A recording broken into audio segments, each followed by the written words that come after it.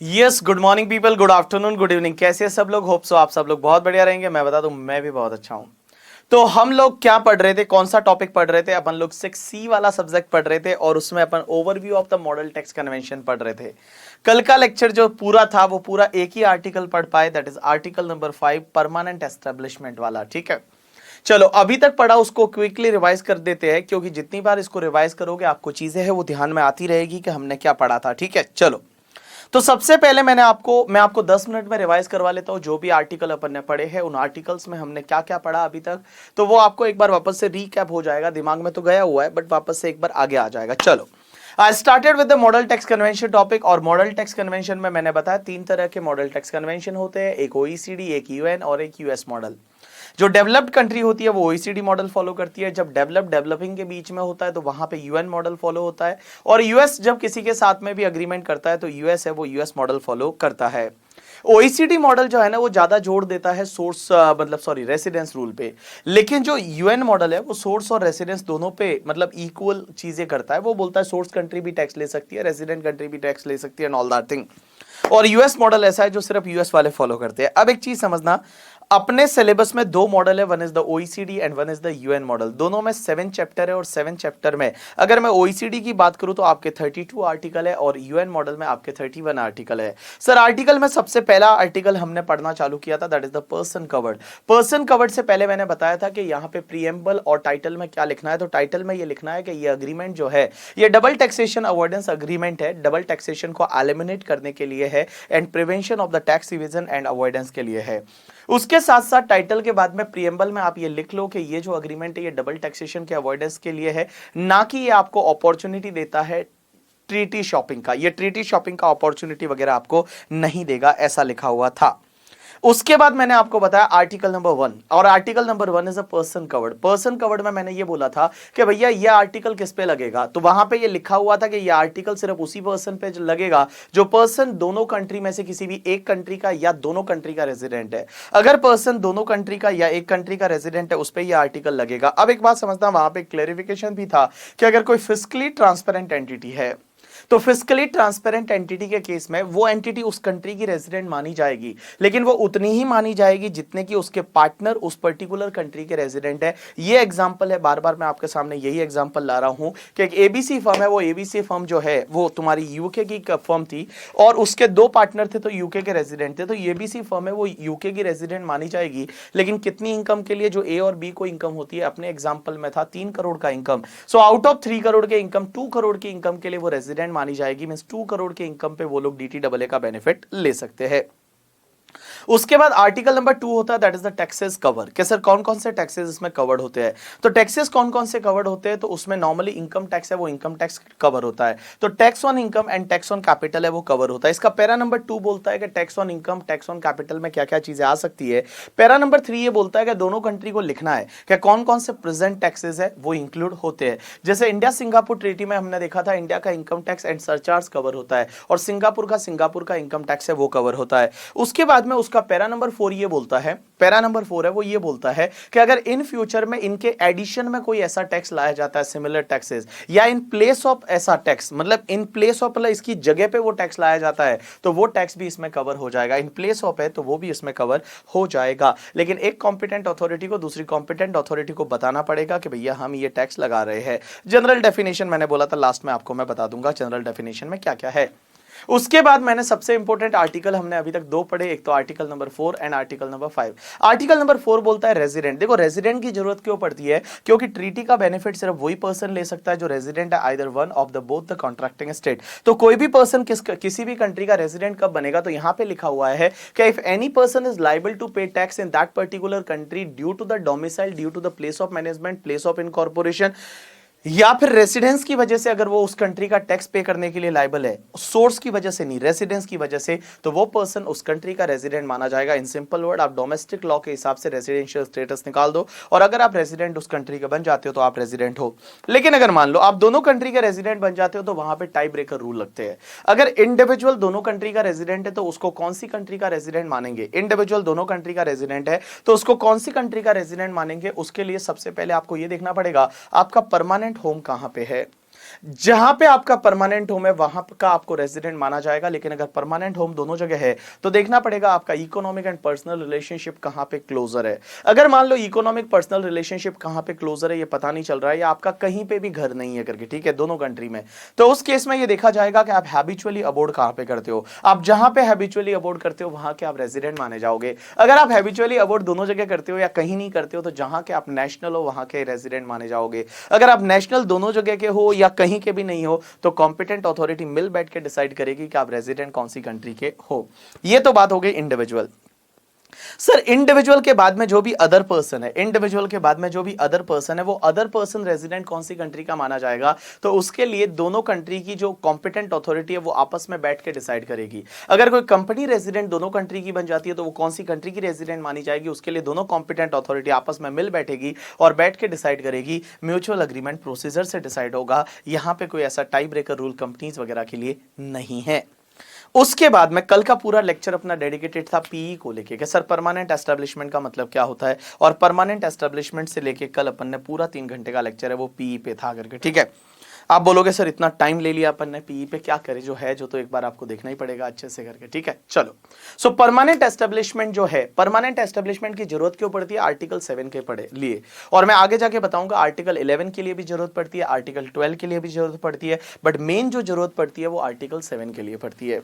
Article 7 बोलता है business income, और आर्टिकल 7 जो बिजनेस इनकम पे कौन सी कंट्री टैक्स लेगी, तो वहां पे बोला हुआ है रेसिडेंस कंट्री टैक्स लेगी। लेकिन सोर्स कंट्री टैक्स तभी ले सकती है जब सोर्स कंट्री में आपका पीई है। अगर परमानेंट एस्टेब्लिशमेंट सोर्स कंट्री में है तो सोर्स कंट्री टैक्स ले सकती है, लेकिन सोर्स कंट्री में आपका परमानेंट एस्टेब्लिशमेंट नहीं है तो सोर्स कंट्री टैक्स नहीं ले सकती। लेकिन सर कब बनेगा सोर्स कंट्री में परमानेंट एस्टेब्लिशमेंट, परमानेंट एस्टेब्लिशमेंट कब माना जाएगा, तो उसको लेके यहां पे कुछ पैरास थे जो अपन ने कल देखे थे। सबसे पहला पैरा ये बोलता है कि पीई का मतलब क्या होता है, तो permanent establishment means fix place of business होना चाहिए जिसके थ्रू वो एंटरप्राइज है वो होली और पार्टली अपना बिजनेस कंडक्ट करता है। फिक्स प्लेस ऑफ बिजनेस में पहली चीज यहां एंटरप्राइज होना चाहिए, फिक्स प्लेस ऑफ बिजनेस होना चाहिए, प्लेस ऑफ बिजनेस में भी फिक्स प्लेस ऑफ बिजनेस होना चाहिए, और वो डिस्पोजल ऑफ एंटरप्राइज के पास में होना चाहिए। डिस्पोजल ऑफ एंटरप्राइज मींस उसको यूज करने के लिए मिलना चाहिए, उसके लिए वो यूज करने के लिए अवेलेबल होना चाहिए, और वो परमानेंट होना चाहिए। अब परमानेंट का मतलब यहां पे क्या है, ऐसा कोई भी टाइम पीरियड नहीं है।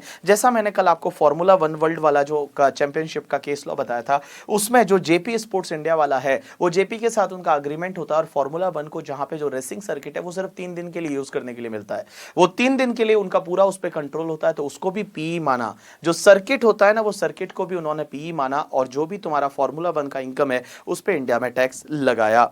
उसके बाद मैंने यहां पे आपको पैरा नंबर 3 पर पढ़ाया था। पैरा नंबर 3 में मैंने आपको क्या बताया कि भैया जो बिल्डिंग साइट है या कंस्ट्रक्शन इंस्टॉलेशन प्रोजेक्ट साइट है वो भी तुम्हारा पीई माना जाएगा अगर 12 महीने से ज्यादा के लिए है, ऐसा ओईसीडी मॉडल बोलता है। लेकिन यूएन मॉडल बोलता है कि अगर तुम्हारा कोई भी building site, construction site, assembly installation project, या असेंबली वर्ड और यूज हुआ था, एंड उसके साथ साथ में supervisory activity in relation to the building site and all है, वो अगर 6 महीने से ज्यादा के लिए है तो वो भी तुम्हारे पीई की डेफिनेशन में आ जाएगा। उसके बाद मैंने आपको सर्विस पीई की बात की थी कि अगर आप किसी और कंट्री में अपने एम्प्लॉयज के थ्रू वगैरह सर्विस देते हो और वो सर्विस आपके फिजिकल ईयर में 183 डे से ज्यादा है तो वहां पे भी आपका पीई बन जाएगा। अब एक बात समझना, जितने भी डीटी डबल है उसमें तो लिखा हुआ है फिजिकल ईयर में 183 डे से ज्यादा होना चाहिए, लेकिन यहां पे कुछ अलग ही था कि फिजिकल ईयर में जो पीरियड कंप्लीट हो रहा है या जो चालू हो रहा है उसके 12 मंथ में अगर आपका 183 डे से ज्यादा है तो वहां पे आपका पीई बन जाएगा। That was the article number 5 का पैरा नंबर 3। उसके बाद पैरा नंबर 4 ये बोलता है, पैरा नंबर 4 ये बोलता है कि कुछ एक्टिविटी ऐसी है, कुछ चीजें ऐसी है जो पी नहीं बनेगी। क्या? सबसे पहला आपका ओईसीडी मॉडल ये बोलता है कि अगर आप कोई फैसिलिटी यूज करते हो, मींस जैसे मान लो एक शोरूम खोल दिया आपने, वो फैसिलिटी वगैरह यूज करते हो किसके लिए, या तो स्टोरेज के गुड्स के लिए, डिस्प्ले के लिए, या डिलीवरी के लिए, तो पी नहीं बनेगा। या फिर आप स्टॉक मेंटेन करते हो सोर्स कंट्री में, वहां गोडाउन वगैरह खुद का खोल देते हो, स्टॉक मेंटेन करते हो, ठीक है, किसके लिए, या तो स्टोरेज के लिए, डिस्प्ले के लिए, डिलीवरी के लिए, तो पी नहीं बनेगा। लेकिन बेटा यूएन मॉडल ये बोलता है कि डिलीवरी के लिए करते हो तो उस केस में पी बन जाएगा, क्योंकि यूएन मॉडल में एक्सेप्शन में क्या डाला हुआ है, सिर्फ स्टोरेज एंड डिस्प्ले है वो डाला हुआ है। तो अगर यूएन मॉडल के हिसाब से आपने मान लो सोर्स कंट्री में शोरूम खोला जहां सिर्फ डिस्प्ले हो रहा है, डिलीवरी वगैरह नहीं हो रहा, तो पी नहीं बनेगा, बट अगर आपका डिलीवरी वगैरह हो रहा है तो वो पी बन जाएगा। उसके बाद में यहां पे तुम्हारा सी पॉइंट ये बोलता था कि अगर मान लो आप सोर्स कंट्री में गुड्स को स्टोरेज करते हो, स्टॉक मेंटेन करते हो, और वो किसके लिए, क्योंकि थर्ड एंटरप्राइज उसका प्रोसेसिंग कर रहा है, उसके लिए तो पीई नहीं बनेगा। या फिर आपने सोर्स स्टेट में क्या किया, एक ऑफिस खोल दिया और वो ऑफिस क्या करता है, गुड्स को परचेस करने के लिए है या इंफॉर्मेशन कलेक्ट करने के लिए, तो पीई नहीं बनेगा। और उसके बाद में यहां पे लिखा हुआ था कि अगर मान लो सोर्स स्टेट में आपने कोई फिक्स बेस या फिक्स प्लेस स्टार्ट किया, कोई ऑफिस स्टार्ट किया, और वो ऑफिस क्या करता है, सिर्फ ऑक्सिलरी काम करता है या फिर प्रिपरेटरी वर्क, तो प्रिपरेटरी और ऑक्सिलरी वर्क का काम कर रहा है, तो उस केस में वो पीई नहीं बनेगा। प्रिपरेटरी का मतलब होता है स्टार्टिंग वाला काम, जो मेन एक्टिविटी होती है उसके पहले वाला काम होता है, that is called preparatory work. तो सिर्फ अगर प्रिपरेटरी वर्क कर रहा है या ऑक्सिलरी वर्क कर रहा है, ऑक्सिलरी वर्क क्या होता है, जो ऐसे incidental, you can say that the साथ में नॉर्मली होता है, but that is not a main activity, तो उस केस में वो तुम्हारा पीई नहीं बनेगा। उसके बाद कुछ केस लॉज वगैरह थे। उसके बाद हमने देखा था कि अगर मान लो आप एक एंटरप्राइज सोर्स स्टेट में क्या करता है, उसका जो फिक्स प्लेस है वो क्या करता है, सब काम कर रहा है, मतलब ए टू लेके ई तक के सब काम कर रहा है, लेकिन अगर वो सब मिला के भी अगर ऑक्सिलरी प्रिपरेटरी में आते हैं तो पी नहीं बनेगा। बट अगर सब मिला के वो ऑक्सिलरी प्रिपरेटरी में नहीं आते तो उस केस में वो पी बन जाएगा। उसके बाद में मैंने आपको एक और चीज बताया था, इसका जो पैरा नंबर 4.1 था, 4.1 बड़ा इंटरेस्टिंग था। 4.1 ये बोलता है कि अगर सोर्स स्टेट में मान लो आपका और आपके कोई एसोसिएट एंटरप्राइज है, जो कनेक्टेड पर्सन है, किसी का पीई बन गया, और दूसरा ऑफिस और है जो सिर्फ ऑक्सिलरी प्रिपरेटरी का काम कर रहा है, तो भी वो पीई माना जाएगा। जैसे एग्जांपल में अपन ने देखा था कि एचएसबीसी जो है, एचएसबीसी हांगकांग का कंपनी है, इंडिया में उनकी 5 ब्रांच है, तो 5 ब्रांच है वो पीई बन गया, लेकिन उन्होंने एक ऑफिस और खोला है जो सिर्फ यहां से इंफॉर्मेशन कलेक्ट कर रहा है, तो वो भी उनका पीई की डेफिनेशन में आ जाएगा। यू गॉट माई पॉइंट और नॉट? यस। अब एक और चीज समझता है, या फिर आप क्या करते हो, like fragmentation of the activities, आप और आपके एसोसिएट एंटरप्राइज क्या करते हो, अलग अलग जगह पे छोटी छोटी एक्टिविटी करते हो, और आप बोलते हो सब एक्टिविटी है वो प्रिपरेटरी ऑक्सिलरी है। तो यहां पे ये मॉडल कन्वेंशन ये बोलता है कि सब एक्टिविटी को मिला के देखा जाएगा। अगर सभी एक्टिविटीज को मिलाने के बाद अगर वो प्रिपरेटरी ऑक्सिलरी नहीं है, सभी एक्टिविटीज को मिलाने के बाद अगर वो प्रिपरेटरी ऑक्सिलरी नहीं है, सभी एक्टिविटीज को मिलाने के बाद अगर वो प्रिपरेटरी ऑक्सिलरी नहीं है, तो उस केस में वो पी बन जाएगा। उसके बाद मैंने आपको बताया that is the para number 5। Para number 5 की बात करता है डिपेंडेंट एजेंट करके, ठीक है।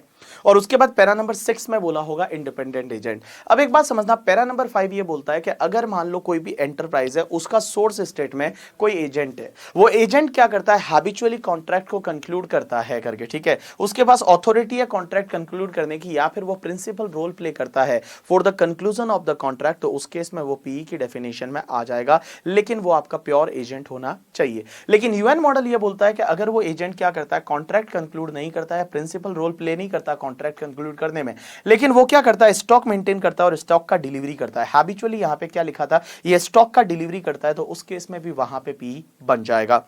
उसके बाद यहां पे ये इंश्योरेंस वाला जो पार्ट था, ये सिर्फ यूएन मॉडल में दे रखा था। यूएन मॉडल में तुम्हारा पैरा नंबर 6 ये बोलता है कि अगर मान लो एक इंश्योरेंस कंपनी है, वो क्या करती है, किसी और कंट्री में अपने एजेंट्स के थ्रू प्रीमियम कलेक्ट करती है, लेकिन वो री इंश्योरेंस वाला केस नहीं है, और वो एजेंट इंडिपेंडेंट एजेंट नहीं है, तो उस केस में उसका उस कंट्री में पी माना जाएगा। उसके बाद में नेक्स्ट पॉइंट बोलता है इंडिपेंडेंट एजेंट। अगर कोई भी एजेंट इंडिपेंडेंट एजेंट है, तो उस केस में वो पी की डेफिनेशन में नहीं आएगा। इंडिपेंडेंट एजेंट का मतलब ये होता है कि वो अपने ऑर्डिनरी कोर्स ऑफ बिजनेस में काम कर रहा है। और दूसरी चीज ये है, ये आपको तुमको पढ़ने के लिए मैंने बोला था कि how to determine the agent is independent, तो उसमें 2 पॉइंट थे कि एजेंट है वो अपने ऑर्डिनरी कोर्स ऑफ बिजनेस में ये काम कर रहा है, और दूसरी चीज ये है कि भैया वो सबके लिए काम कर रहा है। ऐसा नहीं होना चाहिए कि सिर्फ एक्सक्लूसिवली आपके लिए काम कर रहा है तो वो इंडिपेंडेंट नहीं माना जाएगा।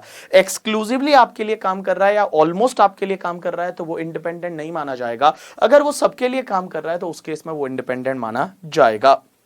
उसके बाद तुम्हारा para number 7 and para number 8 है, वो क्या बोलता है, पैरा नंबर 7 एंड 8 ये बोलता है कि अगर मान लो सोर्स स्टेट में कोई आपका सब्सिडरी कंपनी है, किसी स्टेट में आपका सब्सिडरी कंपनी है या उस कंपनी के आप शेयर होल्ड करते हो, तो ऑटोमेटिकली वो पी की डेफिनेशन में नहीं आएगा। पी की डेफिनेशन में आने के लिए जो ऊपर कंडीशंस थी वो होनी चाहिए, सब्सिडरी कंपनी होना is not treated as the PE. और उसके बाद लास्ट पैरा तुम्हारा ये बोलता था, लास्ट पैरा जो था वो लास्ट पैरा आपका ये बोलता था कि सर एक बात बताओ, यहां पे क्लोजली हेल्ड पर्सन किसको बोलेंगे, क्योंकि वहां पे 4.1 में ये वर्ड यूज हुआ था। 4.1 पैरा था, उसमें ये था कि आप या आपके कनेक्टेड पर्सन है वो क्या करते हो, फ्रेगमेंटेशन ऑफ द एक्टिविटीज कर सकते हो। आप बहुत सारी एक्टिविटीज करते हो तो बोलते हो ये तो प्रिपरेटरी ऑक्सिलरी है, ऐसा नहीं, वो सबको जोड़ के देखा जाएगा। तो उस केस में कनेक्टेड पर्सन किसको बोलेंगे, अगर ए है वो दूसरे पर्सन का 51% से ज्यादा 50% से ज्यादा का होल्डिंग रखता है, या बी है वो ए का रखता है, या सी पर्सन है वो दोनों का 50% से ज्यादा का होल्डिंग रखता है, तो उस केस में वो आपस में कनेक्टेड पर्सन माने जाएंगे। यू गॉट माई पॉइंट और not? Yes. So this is the revision of your this topic. 15 minute लग गए सिर्फ आपको रिवाइज करवाने में इसको, ठीक है। चलो, now today we are going to start with the business profit. अब अपन एक एक प्रॉफिट देखते जाएंगे। देखो, आर्टिकल नंबर 5 के बाद सीधा आर्टिकल नंबर 7 है। आर्टिकल नंबर 6 होता है हाउस प्रॉपर्टी का इनकम, जो तुम्हारे सिलेबस में नहीं है, इन्होंने आपके मॉड्यूल में कवर नहीं किया है, उन्होंने यहां पे कवर नहीं किया। आर्टिकल नंबर 6 नहीं किया, आर्टिकल नंबर 7 किया, 7 के बाद 8 भी नहीं किया, 8 के बाद 9 10 भी नहीं किया, सीधा 11 12 किया है, ठीक है। तो यहां पे कुछ आर्टिकल उन्होंने हटा दिए। उन्होंने आपके लिए जो क्या बोल सकते हैं कि जो भी तुम्हारे लिए इंपॉर्टेंट आर्टिकल है वो आपके सिलेबस में उन्होंने कवर किए हैं। तो आर्टिकल नंबर 6 जो होता है वो इनकम फ्रॉम इमूवेबल प्रॉपर्टी होता है, दैट इज हाउस प्रॉपर्टी का इनकम, बट वो आपके सिलेबस में कवर नहीं किया। आर्टिकल 7 किया है। उसके बाद आर्टिकल नंबर 8 होता है, दैट इज द शिपिंग वाला बिजनेस, शिपिंग एंड एयरक्राफ्ट वाला, वो भी तुम्हारे सिलेबस में नहीं है। 9 भी नहीं है, 10 भी नहीं है, सीधा 11 है, वो अपन पढ़ेंगे। तो पहले अपन पढ़ते हैं article number 7, that is the business profit. और बिजनेस प्रॉफिट के पास में अपने को थोड़ा अच्छा लगे इसके लिए लिख लेते हैं पीजीबीपी। चलो, अब सर देखते हैं पीजीबीपी की इनकम पे कौन टैक्स लेगा करके, ठीक है। पीजीबीपी की इनकम जो होगी उस पे कौन सी कंट्री टैक्स लेने वाली है, चलो अभी समझते हैं अपन लोग।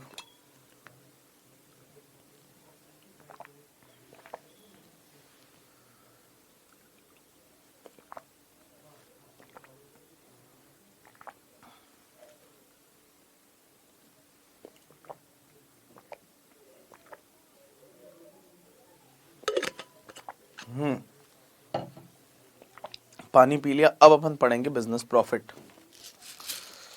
हाँ भाई, दवाई ले लूं मैं? सर दवाई कौन सी है? ड्रग्स है, ड्रग्स, जिसको बोलते हैं योगी कंठिका। क्या बोलते हैं? योगी कंठिका। ये क्या होता है, ये कंठिका से आपको नींद नहीं आती इंटरनेशनल टैक्सेशन पढ़ते टाइम, तो ये कंठिका अगर आप खाओगे तो आपको नींद नहीं आएगी। चलो, अब अपन बोलते हैं, समझते हैं कि बिजनेस प्रॉफिट पे कौन सी कंट्री में टैक्स लगेगा। एक एग्जांपल लेंगे और एग्जांपल से चीजें समझने की कोशिश करेंगे।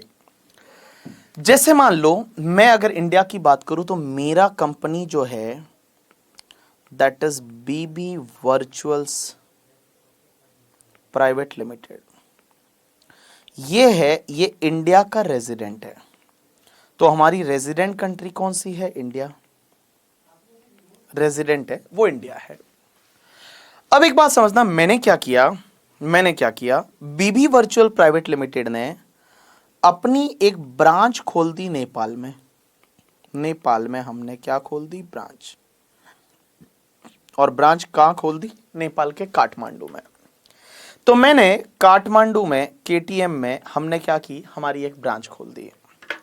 अब एक बात समझना, ब्रांच तो हमारी ही है, तो ब्रांच जैसे ही नेपाल में हमने खोली तो वो नेपाल वाली ब्रांच हमारी क्या बन गई? पी बन गई।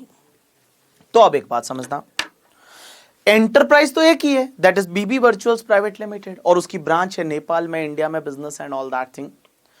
तो लॉ मेकर्स यहां पे ये बोलते हैं, लॉ मेकर्स क्या, जो ये मॉडल टैक्स कन्वेंशन वाले, ये लोग बोलते हैं कि जब पी आपकी दूसरी कंट्री में हो गई तो पी के प्रॉफिट पे वो दूसरी कंट्री भी टैक्स ले सकती है। जो नेपाल है वो नेपाल पी के प्रॉफिट पे टैक्स ले सकती है। तो देखो, हमेशा बिजनेस की इनकम पे टैक्सेशन का राइट होगा वो रेसिडेंट कंट्री का होगा। रेसिडेंट कंट्री का होगा, इसका मतलब यह है कि जो भी बीबी वर्चुअल प्राइवेट लिमिटेड कहीं पे भी कुछ भी वर्ल्ड में कमाएगा उस पे टैक्स का पहला राइट है वो इंडिया वालों का। मींस इंडिया वाले तो टैक्स लेंगे ही लेंगे। मींस रेजिडेंट वाली कंट्री है वो रेजिडेंट वाली कंट्री तो टैक्स लेगी ही लेगी। सोर्स वाली कंट्री तभी टैक्स लेगी जब आपका सोर्स कंट्री में क्या है? पी है। तो हमारा अगर नेपाल में पी है तो नेपाल टैक्स लेगा ब्रांच के प्रॉफिट पे। जो नेपाल टैक्स लेगा वो नेपाल है, वो ब्रांच का जो प्रॉफिट होगा वो ब्रांच के प्रॉफिट पे नेपाल टैक्स लेने वाला है। अब एक बात समझना, ब्रांच के प्रॉफिट पे जब नेपाल टैक्स लेगा तो क्या सर इंडिया भी उस ब्रांच के प्रॉफिट पे टैक्स लेगा? Answer is yes. Resident country को तो पावर है ये। रेजिडेंट कंट्री जो है ना, वो रेजिडेंट कंट्री को तो ग्लोबल वर्ल्ड का, ग्लोबल पूरा इनकम है, वो पूरे इनकम पे टैक्स लेने का पावर है। वो बेटा इंडिया का तो है ही है। नेपाल है वो टैक्स तभी लेगा जब नेपाल में क्या है? पी है। चलो, अब नेपाल टैक्स ले रहा है तो यहां पे ये आर्टिकल ये बोलेगा कि नेपाल जो टैक्स लेगा ना वो क्या बीबी वर्चुअल प्राइवेट लिमिटेड की ग्लोबल इनकम पे टैक्स लेगा? एक बात बताओ, ये बीबी वर्चुअल प्राइवेट लिमिटेड जो इंडिया का कंपनी है, इसकी क्या ग्लोबल इनकम पे नेपाल टैक्स लेगा? ना बाबा ना। नेपाल क्या करेगा, जो ये पी से एट्रीब्यूटेड प्रॉफिट है, जो ये परमानेंट एस्टेब्लिशमेंट का जो एट्रीब्यूटेड प्रॉफिट है, सिर्फ उसी प्रॉफिट पे नेपाल टैक्स लेगा। अब एक और चीज समझना, नेपाल क्या करेगा, ये पी जो है ना, इस पी का प्रॉफिट एंड लॉस अकाउंट बनाएगा, सिर्फ पी का, ठीक है। और पी के जितने भी खर्चे हैं वो पी एंड एल के डेबिट में आएंगे, और जो बाय साइड में पी का सेल होता है वो इधर जाएगा, और जो ये पी का प्रॉफिट होगा ना, सिर्फ पी के प्रॉफिट पे नेपाल टैक्स लेगा।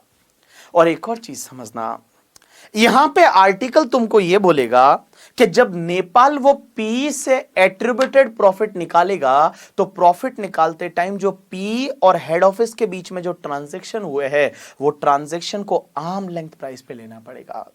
जैसे I can take a example, हमने मान लो हमारे और ब्रांच के बीच में ट्रांजैक्शन हुआ 100 रुपए का, 100 रुपीज पे हुआ, बट इसकी आर्म लेंथ प्राइस मान लो 90 है, तो they will consider only 90 for the computation of the profit of the P. Means arm length price ये माना जाएगा कि ब्रांच और हेड ऑफिस अलग अलग है, ब्रांच और हेड ऑफिस अलग अलग है, और उनके बीच में जो ट्रांजैक्शन होंगे वो ट्रांजैक्शन ऐसे माने जाएंगे जैसे अनरिलेटेड पर्सन के बीच में अगर होते तो कितना प्रॉफिट होता, अनरिलेटेड पर्सन के बीच में होते तो कितना प्रॉफिट होता। इसका उल्टा एग्जांपल लेते हैं एक। अब एक बात समझना, जैसे मान लो यूएसए का एक कंपनी है, यूएसए का एक कंपनी है जिसका नाम है ओबामा आईएनसी।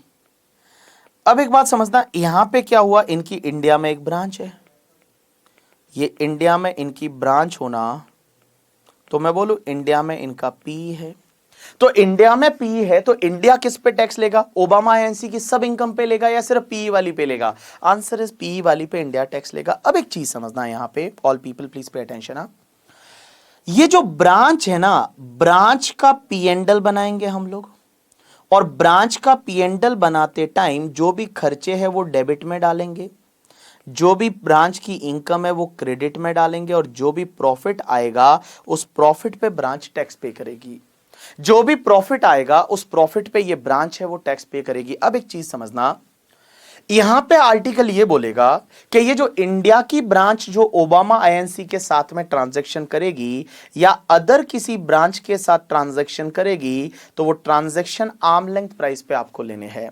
मतलब वो ट्रांजैक्शन है वो ट्रांसफर प्राइसिंग के हिसाब से आपको क्या करने पड़ेंगे, ये जो ट्रांजैक्शन है ये ट्रांजैक्शन आपको आर्म लेंथ प्राइस पे लेने पड़ेंगे। अब एक और चीज समझना है, यहां पे एक और लॉ ये बोलेगा, लॉ क्या, ये आर्टिकल बोलेगा, यूएन मॉडल ये बोलेगा कि जब ये अपना पी है ना, अपने हेड ऑफिस को अगर कोई इंटरेस्ट वगैरह पे करता है तो अलाउ नहीं होगा।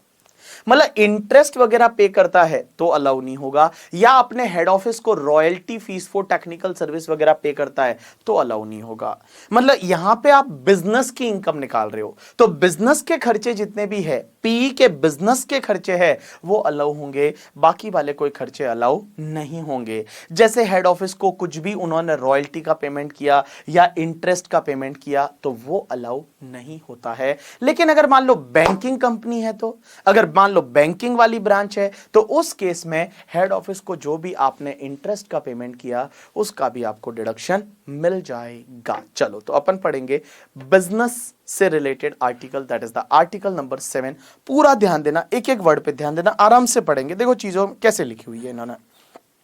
तो सबसे पहले मैं हमेशा ये बोलूंगा यहां पी समझाते टाइम कि एक फॉरेन का कंपनी है ओबामा आईएनसी और उसका ब्रांच है वो इंडिया में, ब्रांच इंडिया में, मतलब पी इंडिया में, तो इंडिया जो है वो पी की इनकम पे टैक्स लेगा, जो भी यूएसए है वो पूरी इनकम पे टैक्स लेगा। अब आप बोलोगे इसमें भी तो डबल टैक्सेशन हो जाएगा, क्योंकि पी की इनकम पे इंडिया वाला ब्रांच भी टैक्स लेगा और यूएसए भी लेगा, तो डबल टैक्सेशन होगा, तो डबल टैक्सेशन रिलीफ मिलेगा, क्या फर्क पड़ता है। चलो देखो क्या लिखा हुआ है, this article provides for the situation when business profit of non-resident would be taxable in the source state and also laid down the criteria and extent of deduction of expenses।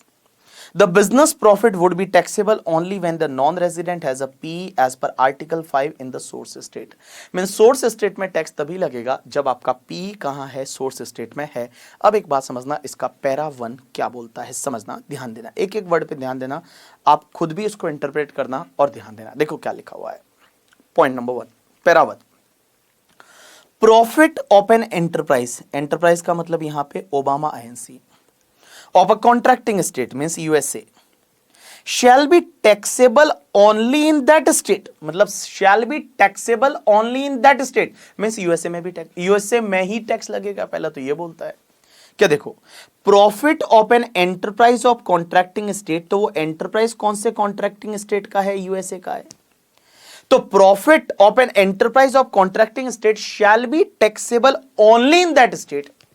Only in that state मतलब ये पहला power किसको देता है कि हमेशा tax कौन लेगा, जो रेसिडेंस स्टेट है वो लेगा, जो रेसिडेंट वाली कंट्री है वो टैक्स लेगी बिजनेस प्रॉफिट पे। तो देखो ओबामा INC का वर्ल्ड में कहीं पे भी कुछ भी बिजनेस का इनकम होता है तो कौन सी टैक्स लेगी भैया, तुम्हारा USA लेगी। या BB virtual private limited enterprise India का है तो उसका जो इनकम होगा उस पे PGBP की इनकम पे टैक्स कौन लेगा, इंडिया लेगा। कौन लेगा, इंडिया लेगा। लेकिन आगे क्या बोलते हैं, अनलेस, अनलेस से समझना, अनलेस मतलब कौन ले सकता है, unless the enterprise carrying on business in the other contracting state through a permanent establishment, अगर आप परमानेंट एस्टेब्लिशमेंट के थ्रू अगर आप बिजनेस करते हो, situated in there in, if the enterprise carrying on business as aforesaid, the profit that are attributable to the PE, जो attributable है, PE से attributable in accordance with the paragraph 2 may be taxed in that other state, other state का मतलब होता है source state, other state का मतलब यहां पे सोर्स स्टेट। तो अगर नॉर्मली पहले तो क्या लिखा हुआ है कि भैया बिजनेस इनकम पे हमेशा जो टैक्स लेगा वो रेसिडेंस वाली कंट्री लेगी। अगर सोर्स वाली कंट्री ले सकती है, अगर सोर्स वाली कंट्री में क्या है, PE है और बिजनेस है वो PE के थ्रू कर रहे हो और PE है तो सोर्स वाली कंट्री में टैक्स लगेगा। और वो भी कौन से वाले प्रॉफिट पे पता है, जो PE से एट्रीब्यूटेबल प्रॉफिट है, जो किससे एट्रीब्यूटेबल है, PE से एट्रीब्यूटेबल प्रॉफिट है। अब एक चीज समझना, यहां पे बड़ी इंटरेस्टिंग चीजें आती है, समझने की कोशिश करना। UN मॉडल कुछ अलग चीज और बोलता है, और UN मॉडल बड़ा इंटरेस्टिंग एक चीज बोलता है जिसको अपन बोलते हैं that is FOA rule, that is force of attraction rule. ये फोर्स ऑफ अट्रैक्शन क्या होता है अभी बताता हूं। देखो बेटा, UN मॉडल में क्या है, थोड़ा चेंज है जो OECD मॉडल में है। OECD मॉडल बड़ा क्लियर बोलता है कि रेसिडेंस वाला स्टेट है वो टैक्स लेगा बिजनेस प्रॉफिट पे, सोर्स वाला ले सकता है कब पता है, जब सोर्स वाली कंट्री में आपका क्या है, PE है सोर्स वाली कंट्री में तो ले सकता है। अब एक चीज समझना, the profit of an enterprise of a contracting state shall be taxable only in that state, मतलब residence state, unless the enterprise carrying on business in other contracting state through a permanent establishment situated therein. If the enterprise carrying on business as aforesaid, the profit of the enterprise may be taxed in the source state, that is other state, but only so much of them as is attributable to, कितना के ले सकते हैं, attributable to that permanent establishment, जो permanent establishment के attributable profit है, मतलब जो ब्रांच का प्रॉफिट है वो ब्रांच के प्रॉफिट पे सोर्स वाला स्टेट टैक्स ले सकता है। दूसरा क्या बोलता है, ये एक्स्ट्रा है। अब जो चीजें पढ़ा रहा हूं ये एक्स्ट्रा है UN मॉडल में। Sales in that other state of goods or merchandise of the same or similar kind as those sold through that permanent establishment, or other business activity carried on in that other state of the same or similar kind as those affected through that permanent establishment। यहां पे बेटा ये B और C है ना, इसको बोला जाता है फोर्स ऑफ अट्रैक्शन रूल। क्या बोला जाता है, फोर्स ऑफ अट्रैक्शन रूल। अब ये force of attraction rule sir ये कौन सी बला है, हमको बता दो ये फोर्स ऑफ अट्रैक्शन रूल क्या होता है। चलो इधर देखो सब लोग, मैं आपको सिखाने वाला हूं ये फोर्स ऑफ अट्रैक्शन रूल क्या होता है। इधर देखना सब लोग, एक एग्जांपल लेते हैं और समझने की कोशिश करते हैं कि ये फोर्स ऑफ अट्रैक्शन रूल क्या होता है। इधर देखना, all people please pay attention. एक USA का कंपनी है, USA का एक कंपनी है जो कि कुछ भी नाम ले लो करके, ठीक है। जैसे मान लो हाईटेक, हाईटेक आईएनसी, ये क्या करता है? कंप्यूटर मैन्युफैक्चर करता है और कंप्यूटर बेचता है। हाईटेक आईएनसी कंप्यूटर मैन्युफैक्चर करता है और कंप्यूटर बेचता है। अब एक चीज समझना, एग्जाम्पल को समझना भैया। हाईटेक आईएनसी का एक ब्रांच है मुंबई में, ब्रांच है मुंबई में, और ब्रांच मुंबई में है, मतलब मैं इंडिया में ब्रांच है, तो इंडिया में मुंबई का ब्रांच मैं बोलूं पी बन गया। जो मुंबई का ब्रांच है वो मुंबई का ब्रांच क्या बन गया? पी बन गया। जो मुंबई का ब्रांच है that is treated as the PE. अब एक चीज समझना आप लोग, इधर देखना सब लोग, ये जो मुंबई का ब्रांच है ये पी बन गया, परमानेंट एस्टेब्लिशमेंट बन गया। अब एक बात समझना, क्या होता है कि इसका मुंबई वाला जो शोरूम है ना, इस पे कुछ कस्टमर आते हैं और खरीदते बेचते हैं, तो इसका यहां पे जो मुंबई की ब्रांच का प्रॉफिट है वो मान लो 40 लाख रुपया है। कितना है? 40 lakh. 40 lakh rupees is a Mumbai की ब्रांच का प्रॉफिट। तो एक बात बताओ, ये मुंबई की ब्रांच का जो प्रॉफिट है, this 40 lakh rupees, it will be taxable in India because this profit is attributable to the, this profit is attributable to the PE.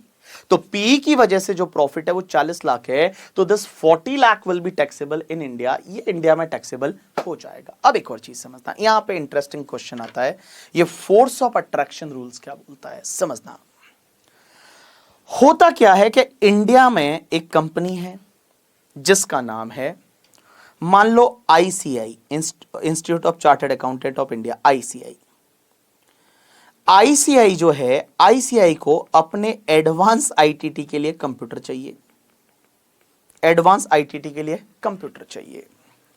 अब एक बात समझना, एडवांस आईटीटी के लिए कंप्यूटर चाहिए किसको? आईसीआई को। और ज्यादा कंप्यूटर चाहिए, एक साथ में 2000 कंप्यूटर चाहिए, एक साथ में 2000 कंप्यूटर चाहिए। तो ऑब्वियसली मुंबई वाली ब्रांच में तो इतना है नहीं इनका, तो उन्होंने कांटेक्ट किया होगा और इन्होंने क्या किया, फिर डायरेक्ट ऑर्डर दिया हाईटेक आईएनसी को। तो हाईटेक आईएनसी ने इंस्टीट्यूट ऑफ चार्टर्ड अकाउंटेंट को 2000 कंप्यूटर बेच दिए और इसकी वजह से इनको मान लो 20 लाख रुपीस का प्रॉफिट हुआ।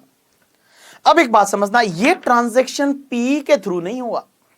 देखो हाईटेक लिमिटेड जो है, उनका ये वाला जो ट्रांजैक्शन था जिसमें 40 लाख रुपीस प्रॉफिट कमाया था, that 40 lakh is through P. तो ये 40 लाख जो है ये तो हाईटेक लिमिटेड का इंडिया में टैक्सेबल होगा। But now question is that कि this transaction with the ICI, जो institute of chartered accountants of India के साथ ट्रांजैक्शन है, this transaction is not carried from the P.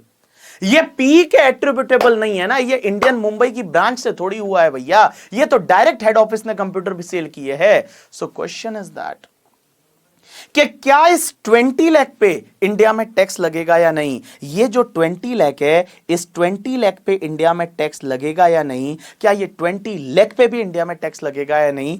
अगर मैं ओईसीडी मॉडल देखूंगा तो ओईसीडी मॉडल बोलता है नहीं लगेगा, लेकिन यूएन मॉडल बोलता है लगेगा, यस लगेगा। It is called force of attraction rules. Force of attraction rules का मतलब क्या होता है कि अगर मान लो एक कंट्री की कोई भी एंटरप्राइज है, वो दूसरी कंट्री में पी के थ्रू बिजनेस कर रही है, तो पी से जो प्रॉफिट हो रहा है, पी के थ्रू जो प्रॉफिट हो रहा है, उस कंट्री में टैक्स भरेंगे सोर्स कंट्री में। लेकिन जो डायरेक्ट ट्रांजैक्शन हो रहे हैं, वो डायरेक्ट ट्रांजैक्शन पे टैक्स सोर्स कंट्री में नहीं भरेंगे। लेकिन यूएन मॉडल बोलता है कि अगर आप सिमिलर ट्रांजैक्शन कर रहे हो उस कंट्री में किसी के साथ, सिमिलर ट्रांजैक्शन हो सकता है लैपटॉप की या कंप्यूटर की जगह लैपटॉप बेचा, तो भी उस केस में वो जो लैपटॉप से प्रॉफिट होगा उस पे भी इंडिया में टैक्स लगेगा। यू गॉट माय पॉइंट और not? It is called your force of attraction rule. क्या बोलेंगे इसको? Force of attraction rule. You got my point और नॉट? यस। तो देखो बेटा, एक एंटरप्राइज है जो रेसिडेंस स्टेट में है, उन्होंने सोर्स स्टेट में पी है, तो पी से एट्रीब्यूटेबल प्रॉफिट होगा, वो सोर्स स्टेट वाले उस पर टैक्स लेंगे। लेकिन अगर similar transaction directly head office ने किए तो भी सोर्स स्टेट उस वाले प्रॉफिट पे टैक्स है, वो टैक्स लेगी। यू गॉट माय पॉइंट और नॉट? यस। चलो एक बार अपन यूएन मॉडल वाला जो पार्ट है पैराग्राफ, उसको एक बार वापस पढ़ेंगे। देखो ये फोर्स ऑफ अट्रैक्शन रूल क्या बोलता है, समझना। हाँ, मेरे प्यारे वतन, समझना आप लोग, इधर देखना। देखो क्या लिखा हुआ है, the profit of enterprise. The profit of enterprise of a contracting state shall be taxable only in that state. That state का मतलब होता है रेसिडेंट स्टेट। दैट स्टेट का मतलब होता है resident state. Unless the enterprise carrying on business in the other contracting state through a permanent establishment situated therein. If the enterprise carrying on business as aforesaid, the profit of enterprise may be taxed in the source state. Other state का मतलब यहाँ पे source state. But only so much of them, कितना? That permanent establishment से attributed है, means attributable to the P and B और C जो point है, ये force of attraction की बात करता है। क्या बोलता है? Sales in that other state of goods or merchandise. Sales in other state मतलब आपका जो है, आपका काम है वो बिजनेस काम है, मतलब आप कोई गुड्स वगैरह सेल कर रहे हो ऑफ द सेम और सिमिलर काइंड एज दो sold through that permanent establishment. जो आप पीई के थ्रू बेचते हो, जैसे कंप्यूटर जो है वो पीई के थ्रू बिकता था, लेकिन आईसीआई का बल्क ऑर्डर था तो आपने खुद ने बेच दिया, तो उस प्रॉफिट पे भी इंडिया में टैक्स लगेगा। और other business activity carried on that other state of the same और सिमिलर काइंड, अगर मान लो सर्विस ऑर्गेनाइजेशन है तो वो कोई गुड्स तो सेल नहीं करते, वो सर्विस प्रोवाइड करते हैं, तो अगर आपने डायरेक्ट वहां पे सर्विस दे दी तो उस केस में भी उस पे भी सोर्स कंट्री में टैक्स है वो लग जाएगा। ये एग्जांपल आप याद रखोगे। हाईटेक आईएनसी है जो यूएसए का कंपनी है, वो इंडिया में उनकी एक मुंबई में ब्रांच है, ब्रांच के थ्रू कंप्यूटर बिकते हैं, उस पे इंडिया में टैक्स लगेगा। लेकिन आईसीआई से उनको एक बल्क ऑर्डर आया था, वो डायरेक्ट हेड ऑफिस ने एग्जीक्यूट किया, तो भी उस पे इंडिया में टैक्स लगेगा, सोर्स कंट्री में टैक्स लगेगा। इस रूल को बोला जाता है फोर्स ऑफ अट्रैक्शन रूल। क्या बोला जाता है? Force of attraction rule. देखो आगे क्या दे रखा है, all people please pay attention. इसी का कमेंट्री आपको दे रखा है, जो मैंने आपको इतना पढ़ाया उसी का कमेंट्री दे रखा है। देखो क्या लिखा हुआ है, article 7(1) of OECD model does not incorporate the force of attraction rule which is incorporated in UN model. UN model में है सिर्फ ये FOC रूल, बाकी FOA रूल बाकी नहीं है। 7(1) of UN model provides as follows: source state can tax the profit of enterprise of state of resident only if the enterprise carrying on business in the source state and such business is carried on through the permanent establishment and that in that source state। अगर मान लो source state में क्या कर रहे हैं, business कर रहे हैं और वो पी के थ्रू कर रहे हैं, in above condition are not fulfilled, the profit can be taxed only in the state of the residence. However, if both the conditions are fulfilled, state of source can tax only so much of the profit of the enterprise as attributed to the P या फिर sale in source state or same or similar goods or merchandise as those sold through the P or other business activity carried on the source state of the same or similar kind as those affected through the P, that is called force of attraction rule। उसके बाद हाँ, under the OECD model tax convention only profit attributable to the P may be tax in source state. The UN model amplifies this attribution principle by limited force of attraction rules. Limited force of attraction rule किसको बोलेंगे? क्योंकि similar goods पे या similar, अगर मान लो I can take one example कि यहां पे जो बात कर रहे हैं कंप्यूटर का ब्रांच है, इंडिया में जो ब्रांच था वो ओबामा या कौन सी आईएनसी था, ओबामा आईएनसी था शायद, हाँ, जो हाईटेक आईएनसी का मुंबई में ब्रांच था, वो क्या था? कंप्यूटर से रिलेटेड। अब एक बात समझना, हाईटेक आईएनसी ने जूते का बिजनेस चालू किया और डायरेक्टली जूते बेच दिए करके, ठीक है, तो क्या उस पे इंडिया में टैक्स लगेगा? Answer is no, because they are not selling the similar goods, means P is not selling the similar और सेम गुड्स। देखो क्या लिखा हुआ है, हाँ, UN model tax convention amplifies that is attribution principle by limited FOA rules which permit source state taxation of enterprise not only in respect of business carried on by through its PE in the source state but also on the business profit arising from certain other transaction by the enterprise in the source state which are not through the PE। The aforesaid force of attraction is limited to the business profit। ये सिर्फ article 7 में आता है। ये force of attraction rule है, ये तुम्हारे सिर्फ एंड सिर्फ आर्टिकल है वो 7 में आता है। लेकिन आर्टिकल 10 जो है डिविडेंड वाला, जो आपके सिलेबस में इन्होंने दे नहीं रखा है, आर्टिकल 11 और 12 जो अपन पढ़ेंगे दैट इज इंटरेस्ट रॉयल्टी, उसमें ऐसा नहीं आएगा, उसमें ऐसा नहीं आएगा करके, ठीक है, उसमें ये फोर्स ऑफ अट्रैक्शन का कंसेप्ट नहीं आएगा। चलो आप एक काम करो, यहां से लेके यहां तक एक बार रीड कर लो, फोर्स ऑफ अट्रैक्शन, और इसका एग्जाम्पल दे रखा है, रीड करो एक बार सब लोग, रीड करो।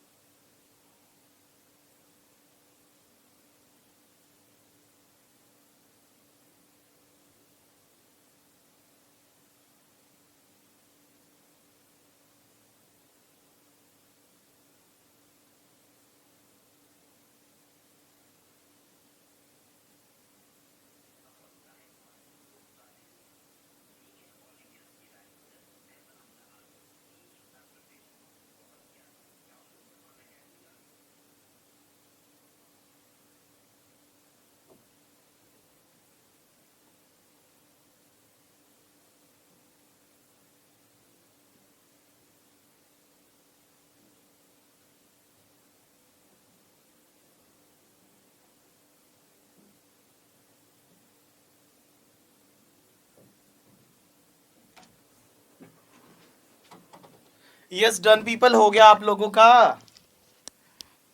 चलो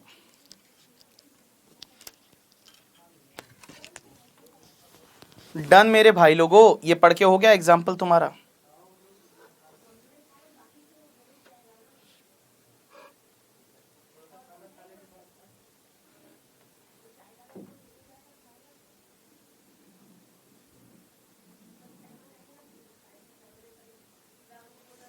चलो डन। हाँ चलो, अब एक बात समझना, आप बोलते हो ये आर्टिकल नंबर 14 जो है ये डिलीट कर दिया ओईसीडी में और यूएन में है, that is the independent personal service. जब मैं जाऊंगा तो आपको ऑलरेडी वहां बता दूंगा, ठीक है। चलो अब आ जाओ पैरा नंबर 2 पे, और पैरा नंबर 2 क्या बोलता है? देखो, पी की इनकम आप कैसे निकालोगे, तो पी की इनकम के निकालने का फॉर्मूला बता रहा है यहाँ पे कि पी की इनकम आप ऐसे निकालोगे जैसे ये जो ट्रांजैक्शन हो रहा था ना वो इंडिपेंडेंट पार्टीज के साथ हो रहा था, ब्रांच अलग है, हेड ऑफिस अलग है, दोनों के बीच में आर्म लेंथ पे ट्रांजैक्शन हुआ है, ऐसा यहां बोला हुआ है। देखो क्या लिखा है, for the purpose of this article and article number 23A and 23B, ये 23A 23B है, ये तुम्हारे टैक्स क्रेडिट से रिलेटेड आर्टिकल आएंगे, आगे आएगा 23A and 23B। The profit that are attributable in each contracting state to the permanent establishment referred to in paragraph 1 are the profit it might be expected to make, profit it might be expected to make in the particular in its dealing with other parts of the enterprise। मतलब ये अगर other parts के साथ में enterprise के, like you can say that the ये outsider के साथ में जो ट्रांजैक्शन करते और उससे जो प्रॉफिट होता वो प्रॉफिट अपन लेंगे करके, ठीक है। if it were a separate and independent enterprise engaged in the same or similar activity under the same and similar condition, taking into account of the functional perform asset used and risk assumed by the enterprise through the permanent establishment and through the other parts of the enterprise। इसका मतलब ये हुआ कि भैया simple सी बात है कि अगर कोई भी जो तुम्हारा ब्रांच है वो ब्रांच का प्रॉफिट आप ऐसे कैलकुलेट करोगे कि ब्रांच के साथ में जो तुम्हारे ट्रांजैक्शंस हुए हैं हेड ऑफिस के या किसी और ब्रांच के, इस ब्रांच के साथ के, तो उसको पहले तो आर्म लेंथ प्राइस पे लेके आओगे, इन सिंपल वर्ड में बता दूं आर्म लेंथ प्राइस पे लेके आओगे, और यहां पे आप एफएआर एनालिसिस देखोगे। एफएआर का मतलब अपन ने ट्रांसफर प्राइसिंग में देखा था, function perform asset employed and risk assume, कि भैया आउटसाइडर अगर सेम काम करता, आउटसाइडर सेम काम करता तो कौन से ट्रांजैक्शन की क्या वैल्यू होती, तो उस पे आपको लाना है। सेम ऐसा ही तुम्हारा ये बोलता है, तुम्हारा क्या बोलता है यूएन मॉडल। यूएन मॉडल सिर्फ इतना बोलता है कि भैया आप ऐसे ट्रांजैक्शन जो आउटसाइडर के साथ करते तो कितना प्रॉफिट होता है वो लेना है। यहां पे एफआईआर की वगैरह कुछ बात नहीं कर रखी। देखो क्या लिखा है, subject to the provision of paragraph 3, paragraph 3 में जो दे रखा है that is subject to that, where an enterprise of contracting state carrying on business in the other contracting state through a permanent establishment situated therein, there shall in each contracting state be attributed to that permanent establishment the profit which might be expected to make it if it were a distinct, यहां लिखा है distinct और पहले वाले में लिखा था separate, तो separate बोलो या distinct बोलो एक ही बात है, and separate enterprise engaged in the same or similar activity under the same or similar condition and dealing wholly independently with the enterprise of which it is a permanent establishment। मतलब in simple word यहां पे अगर मान लो ये para 2 को 2 line में बताना है तो मैं ये बताऊंगा कि आप ब्रांच का प्रॉफिट ऐसे कैलकुलेट करोगे, ब्रांच का प्रॉफिट ऐसे निकालोगे कि ब्रांच हेड ऑफिस के साथ में जो ट्रांजैक्शन कर रही है या हेड ऑफिस ब्रांच के साथ में ट्रांजैक्शन कर रहा है वो इंडिपेंडेंट पार्टीज अगर दोनों होती, दोनों ही इंडिपेंडेंट पार्टीज होती, दोनों ही सेपरेट एंटिटी होती, दोनों ही डिस्टिंक्ट एंटिटी होती, तो उसका प्रॉफिट कितना आता। अब एक बात समझना, यहां पे फिर कमेंट्री में दे रखा है, देखो क्या लिख रखा है, article 7(2) of OECD and UN model advocate a distinct and separate entity approach for attribution of profit of P with difference in the language। दोनों का लैंग्वेज थोड़ा बहुत अलग है बट अल्टीमेटली ये यही बता रहे हैं। It is a machinery provision which provides the methodology of computation of profit of the P। In addition, Article 7(2) of OECD model make the reference to FAR analysis in attribution of profit which is absent in the UN model। UN model में FAR के बारे में वगैरह कुछ बोला हुआ नहीं है। In simple word, Article 7(2) of UN model provides that profit attributable to P should be computed after making the following assumption। ये assumption लेके और आपको प्रॉफिट निकालना है। पहला, PE is a separate and distinct enterprise. पहली चीज, जो पीई है और उसका हेड ऑफिस है वो ये माना जाएगा ये अलग अलग है। नहीं तो नॉर्मली ब्रांच तो एक ही होता है, ब्रांच और जो मेन एंटरप्राइज है वो तो एक ही होता है भाई, उसी का तो है वो करके, ठीक है। जैसे मान लो मेरा मुंबई का ब्रांच और मेरा नेपाल का ब्रांच वो तो एक ही है, बीबी वर्चुअल ही है करके, ठीक है, बट हमको अलग अलग मानना पड़ेगा। It is engaged in the same and similar activity as that of the foreign enterprise of which it is a PE. And it is operating under the same and similar condition as the foreign enterprise of the which PE, and it was dealing wholly and independently with the foreign enterprise of which is a PE. अब एक बात समझना, उसके बाद यहाँ para number 3 चालू होता है। ये पैरा नंबर 3 है ना, ये पैरा नंबर 3 ये जो है ये सिर्फ तुम्हारे कहाँ पे यूएन मॉडल में, ओईसीडी मॉडल में नहीं है।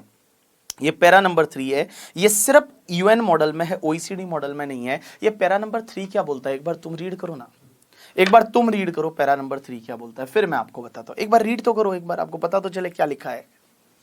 रीड तो करो क्या लिखा हुआ है, एक बार रीड करो सब लोग पैरा नंबर 3 यूएन मॉडल वाला।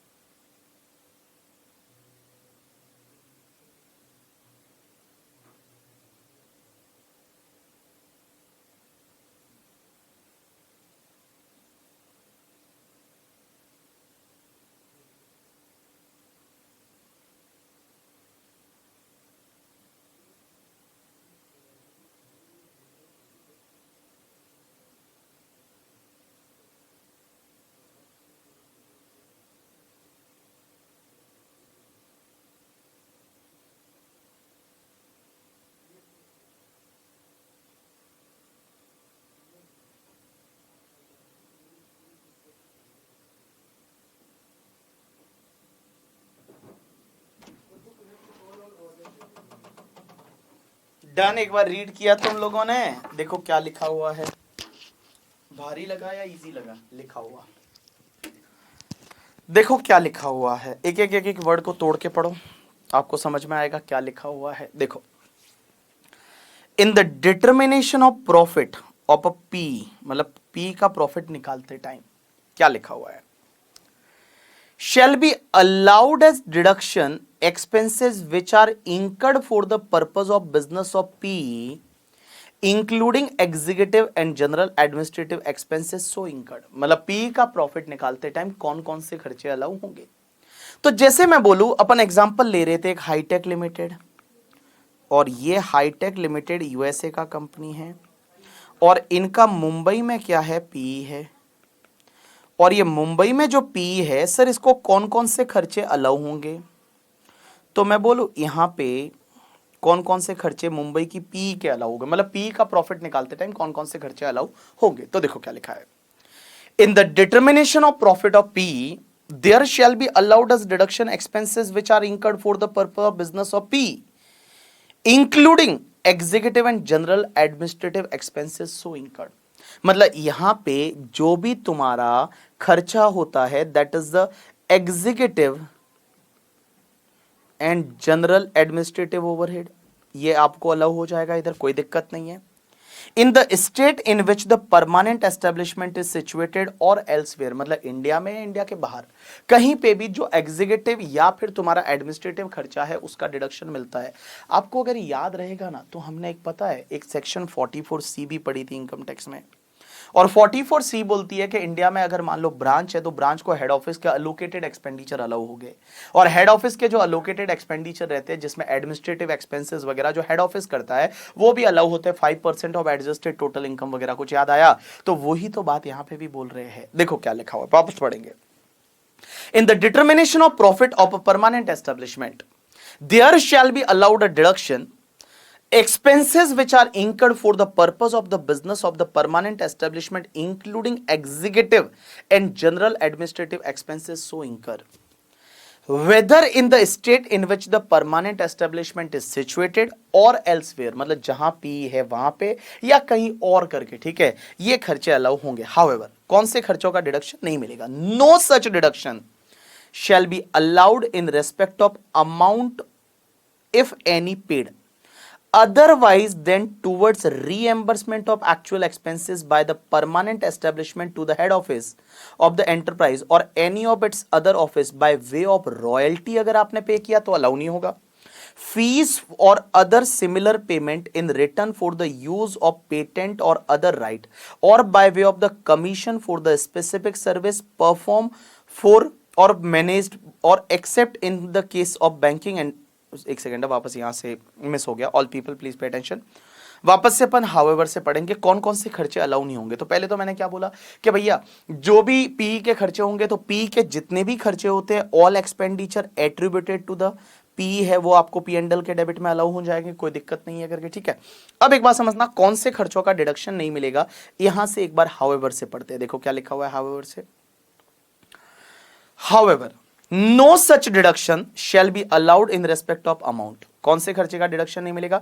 If any paid otherwise then towards reimbursement of actual expenditure. अब एक बात बताओ, आपने कोई खर्चा आपके लिए आपके एचओ ने किया है, आपके लिए ब्रांच के लिए कोई खर्चा एचओ ने किया है और अब ब्रांच रीएम्बर्समेंट कर रही है, वो तो अलाउ होना चाहिए ना यार। अरे एक बात बताओ, ब्रांच के लिए खर्चा एचओ ने किया और ब्रांच उसका रीएम्बर्समेंट कर रही है तो वो तो अलाउ होना चाहिए। तो रीएम्बर्समेंट ऑफ एक्सपेंडिचर है तो वो अलाउ हो जाएगा। कौन कौन से अलाउ नहीं होंगे सीधा वो देख लेते हैं अपन करके, ठीक है। तो देखो क्या लिखा हुआ है यहां पे, if any paid by the permanent establishment to HO, मतलब पी ने जो एचओ को पे किया, कौन कौन से खर्चे अलाउ नहीं होंगे समझना। Head office of the enterprise और any of its other office, या फिर पी ने किसी दूसरी पी को पे किया, हो सकता है कोई एचओ का दूसरा और पी रहेगा उसको पे किया करके, ठीक है। Bye way of the royalty, अगर आपने कोई रॉयल्टी पे किया तो आपको अलाउ नहीं होगा इस ब्रांच को करके, ठीक है।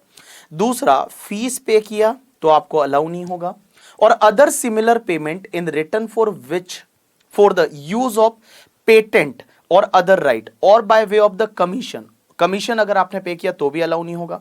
For specific service perform or for managed or except in case of banking enterprise by way of interest on money borrowed lend to the permanent establishment. अब एक बात समझना, यहां पे इंटरेस्ट पे किया तो भी अलाउ नहीं होगा, लेकिन अगर बैंकिंग कंपनी है तो अलाउ हो जाएगा, अगर मनी लेंडिंग का ही बिजनेस है तो अलाउ हो जाएगा। एक बात बताओ, एक फॉरेन का कोई कंपनी है, उसका इंडिया में ब्रांच है, उसने अपने हेड ऑफिस को इंटरेस्ट पे किया तो इंटरेस्ट अलाउ नहीं होगा। लेकिन आपको मैं बताऊं, अपन ने वहां डीटी में भी ऐसा पढ़ा था कि इंडिया में ब्रांच है लेकिन फॉरेन बैंक का ब्रांच है। मैंने एग्जांपल लिया था एचएसबीसी हांगकांग, और एचएसबीसी हांगकांग को एचएसबीसी मुंबई वाले इंटरेस्ट देते हैं तो अलाउ हो जाएगा। तो अगर बैंकिंग बिजनेस है तो इंटरेस्ट अलाउ होगा, अदरवाइज इंटरेस्ट अलाउ नहीं होगा। आगे क्या लिखा हुआ है, no Likewise, no account shall be taken in the determination of profit। Profit निकालते टाइम भी ये चीजें इनकम नहीं बनेगी भाई, सीधी सी बात है। अगर एक बात बताओ, ब्रांच को हेड ऑफिस से कोई भी रॉयल्टी मिला है या फीस फॉर टेक्निकल सर्विस मिला है या इंटरेस्ट मिला है तो वो ना तो इनकम में आएगा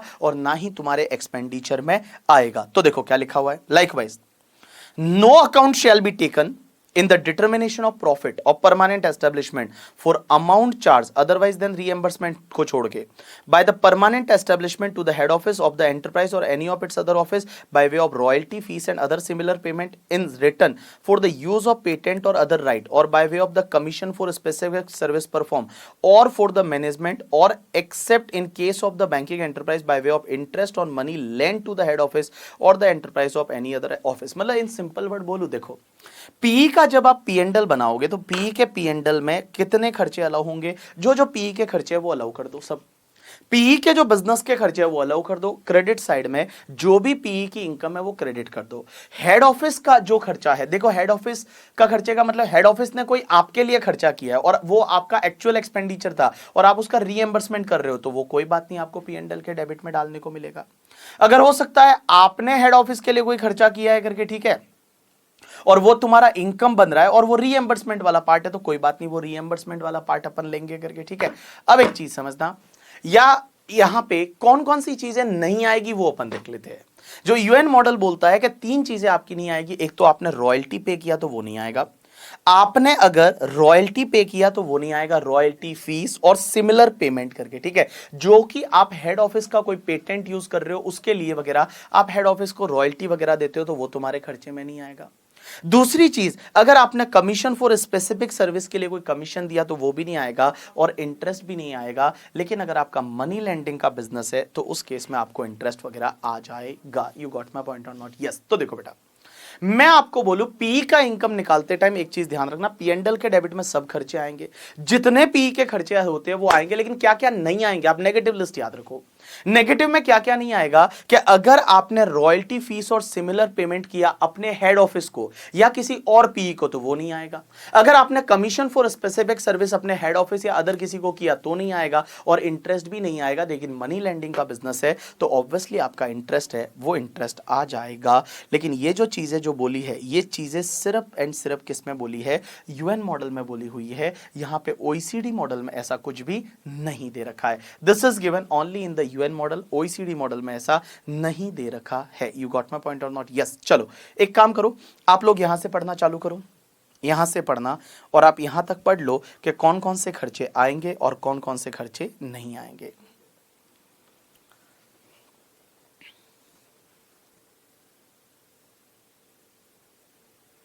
रिसिप्ट कौन सी आएगी, कौन कौन से खर्चे, ये तीन नहीं आएंगे बस, और इधर भी तीन इनकम में नहीं आएगी चीजें।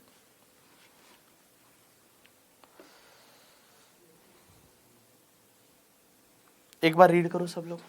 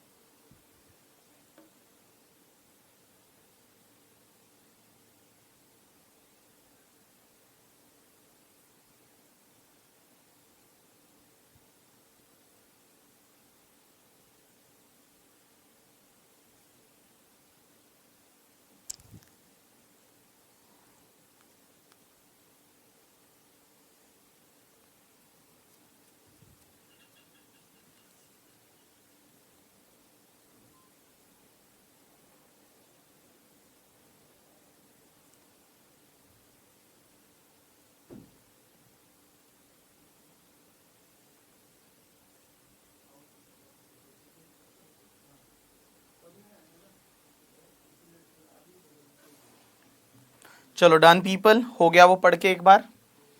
तो आप याद रखो क्या क्या चीजें नहीं आएगी इस आर्टिकल के हिसाब से। खर्चे में रॉयल्टी फीस और सिमिलर पेमेंट, क्योंकि यहाँ सिर्फ परचेज सेल्स वाले जो चीजें हैं ना वो अलाउ होंगे। आप नहीं तो क्या होगा ना, मैं बताऊं ना, यहाँ पे प्लानिंग हो सकती है। वो लोग बोलेंगे चलो हम पेटेंट के लिए हमको इतना रॉयल्टी दे दो, हमको पेटेंट के लिए इतना, लाइक ये भी यहाँ पे मतलब गलत तरीके से कर ले सकते थे। कैसे? जैसे वो लोग क्या करते बोलते हैं हमने हमारा पेटेंट यूज कर रहा है, इंडिया का जो ब्रांच है वो हमारा पेटेंट यूज कर रहा है, उसके लिए हमको इतना रॉयल्टी दे दो, तो रॉयल्टी भी अलाउ कर दो, फिर आप फीस भी अलाउ कर दो, तो इंडिया में फिर टैक्स बचेगा ही नहीं। सोर्स कंट्री बाबा जी का ठुल्लू, पी का प्रॉफिट ही नहीं आएगा करके, ठीक है। तो इसके लिए इन्होंने बोला कि ये वाले खर्चे हैं ये अलाउ नहीं होते। ये है फिर commission for specific service perform or for management के लिए अगर कोई स्पेसिफिक सर्विस दी है तो उसका कमीशन ये अलाउ नहीं होगा। इंटरेस्ट अलाउ नहीं होगा, लेकिन इंटरेस्ट जो है वो अलाउ होगा अगर बैंकिंग एंटरप्राइज है तो, ठीक है। चलो अब उसके बाद समझना, एक पैरा नंबर 3 जो है, ये पैरा नंबर 3 जो है, ये जो है ये पैरा नंबर 3, पैरा ऊपर भी तो पैरा नंबर 3 था, बट वो ऊपर पैरा नंबर 3 जो था वो यूएन मॉडल का था। ओईसीडी मॉडल का पैरा नंबर 3 अलग है, और ये ओईसीडी मॉडल का पैरा नंबर 3 क्या बोलता है समझने की कोशिश करना। ये पैराग्राफ बोलता है कि where in accordance with the paragraph 2, paragraph 2 जो बोल रहे थे कि आर्म लेंथ प्राइस पे आप निकाल दो और वो सब ब्रांच का प्रॉफिट, वो वाला। हाँ, a contracting state adjusts the profit that are attributable to the permanent establishment of the enterprise of one of the contracting state and taxes accordingly profit of the enterprise that have been charged to tax in other state. The other state shall, to the extent necessary to eliminate double taxation on this profit, make a appropriate adjustment to the amount of tax charged on those profit. In determining such adjustment, the competent authority of the contracting state shall, if necessary, consult each other. इसका मतलब क्या हुआ? आप 3 बार पढ़ोगे उसके बाद भी ये समझ में नहीं आएगा इसका मतलब क्या हुआ करके, ठीक है। एक बार वापस पढ़ो, एक बार क्या लिखा है। Where in accordance with the paragraph 2, मतलब पैराग्राफ 2 ये बोलता था आर्म लेंथ प्राइस पे प्रॉफिट निकालो and all that thing. A contracting state adjust the profit that are attributable to the permanent establishment of the enterprise of one of the contracting state and taxes accordingly profit of the enterprise that been charged to tax in the other state. The other state shall, to the extent necessary to eliminate double taxation on those profit, make a appropriate adjustment to the amount of tax charged on those profit. In determining such adjustment, the competent authority of the contracting state shall, if necessary, consult each other. Sir क्या हुआ इसका मतलब समझा दो एक बार। चलो मैं आपको समझाता हूँ, समझने की कोशिश करना। ये रहा तुम्हारा इंडिया, आपको चाहिए तो ऐसे साथ साथ में लिखते जाना, हाँ, जिससे बाद में आपको याद रहेगा। जैसे वो आईसीआई वाला एग्जांपल लिखवाया था, ये तो ये साथ साथ में लिखते जाना बाजू में, जिससे कि आपको याद रहेगा कि क्या बताया था। तो यूएसए का एक कंपनी है जिसका नाम है हाईटेक आईएनसी, जो यूएसए का रेजिडेंट है। अब एक बात समझना, इंडिया में क्या है, इनका ब्रांच है। इंडिया में क्या है, ब्रांच है। अब एक बात समझना आप लोग, हुआ क्या, हाईटेक ने इस ब्रांच को कंप्यूटर सेल किया,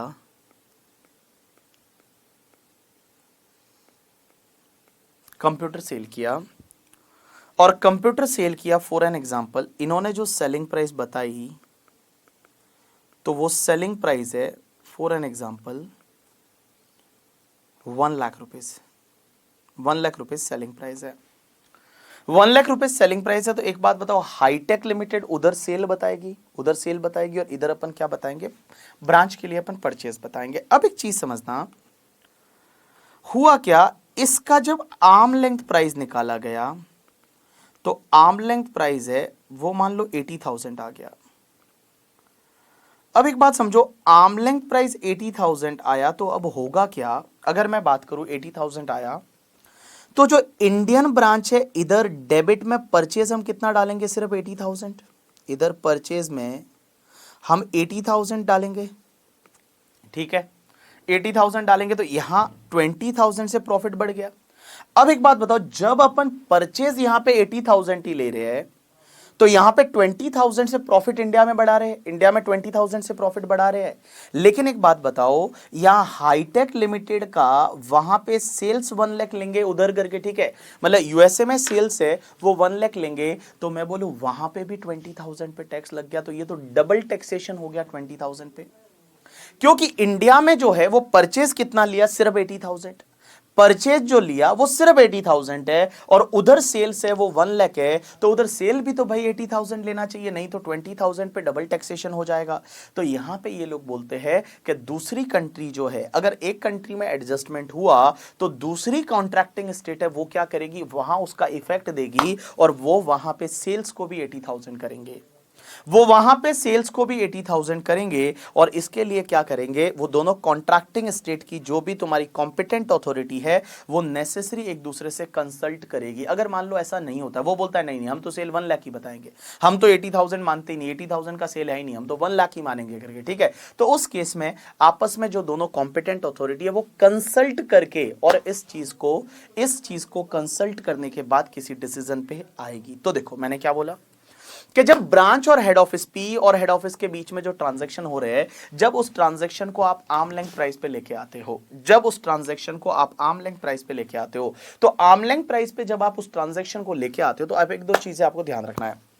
आपने आर्म लेंथ प्राइस पे ला लिया, और उसकी वजह से मान लो ट्रांजैक्शन की वैल्यू चेंज हो रही है, और उसकी वजह से एक जगह प्रॉफिट अलग आ रहा है, दूसरी जगह प्रॉफिट अलग आ रहा है करके, ठीक है, तो वहां पे अगर डबल टैक्सेशन हो रहा है तो डबल टैक्सेशन को यहां पे एलिमिनेट करेगी दोनों कंट्री आपस में मिलके। और अगर मान लो नहीं करती है, एक कंट्री मना कर देती है मैं इसका एडजस्टमेंट नहीं करूंगी, तो उस केस में दोनों की कॉम्पिटेंट अथॉरिटी मिल बैठ के डिसाइड करेगी। तो देखो क्या लिखा हुआ, एक बार इसको वापस पढ़ेंगे, एक बार इस पैरा को वापस पढ़ेंगे, देखो क्या लिखा है, where in accordance with the paragraph 2, paragraph 2 में पीई का प्रॉफिट निकालते हैं, a contracting state adjust the profit that are attributable to the PE of an enterprise of the one of the contracting state and taxes accordingly profit of the enterprise that have been charged to tax in the other state। मतलब जितना other state में charge हुआ था उस पे ही tax लगाए और फिर उस पे रिलीफ वगैरह दे दे।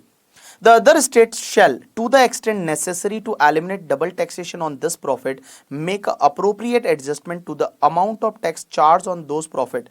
In determining such adjustment, the competent authority of the contracting state shall, if necessary, consult with each other। अब देखो यहाँ पे easy language में क्या दे रखा है, और आपको एग्जाम्पल भी दे रखा है जिससे कि आपको चीजें याद रह सके। देखो क्या लिखा हुआ है, आर्टिकल 7.3, ये सिर्फ ओईसीडी मॉडल में दे रखा है, ये यूएन मॉडल में नहीं दे रखा। क्या लिखा हुआ है, Article 7.3 of the OECD model is absent in the UN model, which provides for adjustment in the tax charge on profit attributable to the PE in other contracting state to elimination double taxation on such profit, where one state make an adjustment in the conformity with the article 7.2। अगर वो arm length price पे लाते time अगर profit अलग अलग हो रहा है, जैसे हो सकता है इधर प्रॉफिट 10,000 ही आ रहा है और इधर प्रॉफिट है वो मान लो 7,000 आ रहा है, तो ऐसा नहीं होना चाहिए, दोनों जगह कंफर्टेबिलिटी होनी चाहिए, मतलब दोनों है वो कंफर्टेबिलिटी, क्या बोलते हैं, कम sorry that is a conformity होनी चाहिए करके, ठीक है। देखो क्या लिखा हुआ है, एक एग्जांपल दे रखा है, समझना। A manufacturing plant is located in state R, मतलब रेसिडेंट कंट्री है, वहां पे एक मैन्युफैक्चरिंग प्लांट है, of an enterprise R has transfer goods for sale to P of the enterprise situated in state S। तो मैं बोलूं एक है तुम्हारा स्टेट R और एक है तुम्हारा स्टेट S। S मतलब सोर्स स्टेट, यहां पे क्या है, ब्रांच है, और यहां पे आपका मैन्युफैक्चरिंग प्लांट है। अब होता क्या है, for the purpose of determining profit attributable to P under article 7.2, notional arm length price must be determined for that dealing। The enterprise documentation show a notional price is 90 has been used to determine the profit attributable to the PE। मतलब इनका PE का profit देखने के लिए इन्होंने बोला कि 90 है, वो 90 एक ट्रांजैक्शन की वैल्यू हमने ली है, उनके डॉक्यूमेंटेशन से पता चलता है, मतलब उन्होंने ट्रांजैक्शन किया है वो 90 पे किया है। State S accept the price used by the enterprise, ये स्टेट जो एस है उसने क्या किया, 90 को एक्सेप्ट कर दिया, 90 को क्या कर दिया, एक्सेप्ट कर दिया, बोला चलो कोई बात नहीं 90 ले लेते हैं, use by the enterprise, but state R consider that amount is low and arm length price that should have been 110। मतलब स्टेट आर बोलता है कि नहीं, देखो स्टेट एस तो बड़ा खुश रहेगा क्योंकि परचेज जितना कम होगा उसके लिए फायदे का सौदा है। स्टेट एस है उसके लिए परचेज जितना 90 में बोला 90 ठीक है, बट स्टेट जो आर है वो जहां से सेल हो रहा है वो बोलेगा 90 कैसे, यहां तो 110 होना चाहिए, तो वो बोलते 110 होना चाहिए करके, ठीक है। should have been 110 and adjust the amount of tax payable in state R। State R में है वो उन्होंने यहां पे क्या कर दिया, प्रॉफिट बढ़ा दिया, 110 कर दिया, वो ट्रांजैक्शन की वैल्यू 110 कर दी, कहां पे मतलब रेसिडेंस स्टेट में। Accordingly, after reducing the amount of exemption or credit claim with respect to profit attributable to P, in this situation, since price of the same dealing will have been determined rupees 90 in source state and 110 in residence state, profit of 20 may be subject to double taxation। इस 20 पे double taxation हो रहा है। Paragraph 3 required that state S to provide a corresponding adjustment to tax payable in state S on the profit that are taxed in the both states. So, to the extent that there is indeed double taxation and that adjustment made by state R in the conformity with the article 7.2. If state S does not agree with the adjustment made by state R was warranted by article 7.2, it will make the adjustment and issue will be resolved under the mutual agreement procedure under article number 25। तो इन्होंने ये बोला है, article ये बोलता है कि आपस में आप मिलके क्या करो, आपस में आप दोनों मिलके और इसको सॉल्व कर दो करके, ठीक है। और दोनों जगह डबल टैक्सेशन नहीं होना चाहिए। अब होगा क्या, एक जगह तो 90 आ रहा है, दूसरी जगह 110 आ रहा है, तो यहां पे भी आप 110 करो करके, ठीक है, आपस में मिलके और वो प्रॉफिट को सिमिलर लेवल पे लेके आओ। Done.